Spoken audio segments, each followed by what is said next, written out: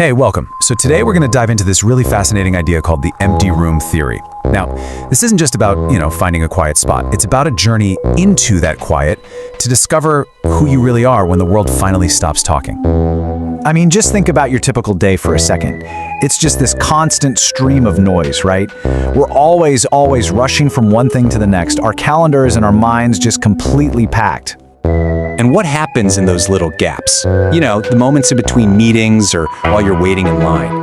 We pull out our phones. We fill every single potential moment of silence with this endless scrolling, just swiping away any chance to just be. And that right there, that gets to the absolute core of this whole thing.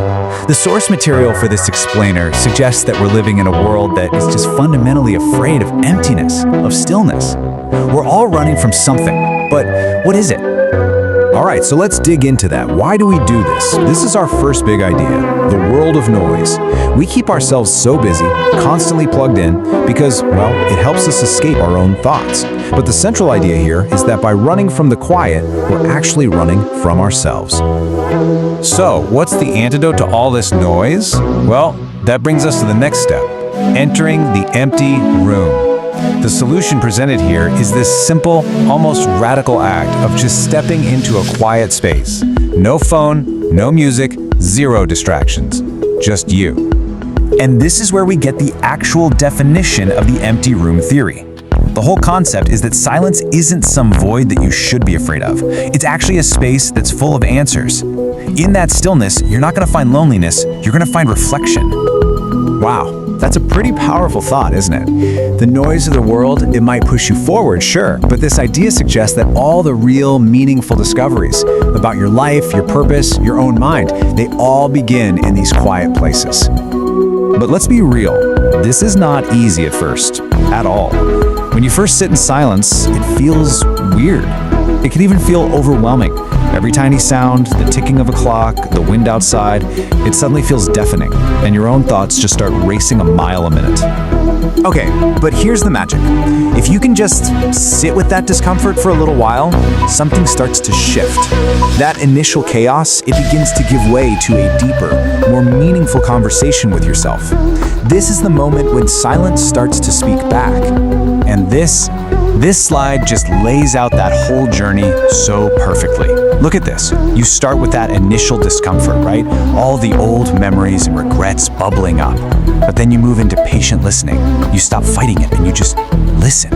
And from there, you start to see patterns emerge until finally, that quiet, honest inner voice, the one that's been drowned out for so long, it starts to awaken. And this is so important. Even when those tough thoughts, those painful memories bubble up, the silence isn't there to punish you. It's there to reveal you. It lets you see all the different parts of yourself without judgment, just acknowledging that they're there. Which leads us to probably the most powerful metaphor in this whole idea, the mirror within. Eventually, that empty room, it becomes a mirror. But it's not reflecting your face, it's reflecting your soul, showing you exactly who you are underneath all the layers the world has put on you. And check this out, this slide breaks down that contrast perfectly. It's like we're two different people. Over here on the left, you've got the person you show others. That's the one shaped by expectations, always performing, always looking for validation. But on the right, that's the real you. The one who only shows up in the silence, who's honest about your fears and dreams, the one who holds your inner truth. So what do you actually learn from looking in this mirror? Well, the lessons are pretty profound. You start to see that your fears are really just old memories in disguise, that your insecurities come from how you see yourself, not how other people see you. And maybe the most powerful of all, you start remembering who you were before the world told you who you should be. And in that, you find a way to forgive yourself for just being human. I absolutely love this insight. The point isn't to someday, finally, arrive at this perfect state of permanent peace. It's not a destination.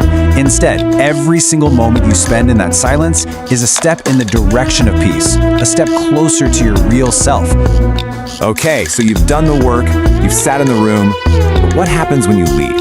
Well, this is the final stage of the journey, becoming the light. It's all about taking that stillness you found inside yourself and carrying it back out into this very, very noisy world. And the crazy part is, you don't even have to say anything. You don't need to preach to anyone or give a lecture. Your calm presence, that becomes your message. Your inner peace starts to speak for you, and it subtly changes the energy of every room you walk into. Now, this doesn't mean life suddenly becomes perfect. The storms are still gonna come, for sure. They always do. But the difference is, you don't run from the darkness anymore. You've found your own internal light, and you can carry it with you to navigate whatever comes your way. And that really brings us full circle, doesn't it? The entire journey of the empty room leads to one simple, incredibly powerful realization. The strength, the clarity, the peace you've been searching for out there in the world, it's been inside you this whole time. The person you're searching for is sitting quietly inside you. The only question left is, are you ready to listen?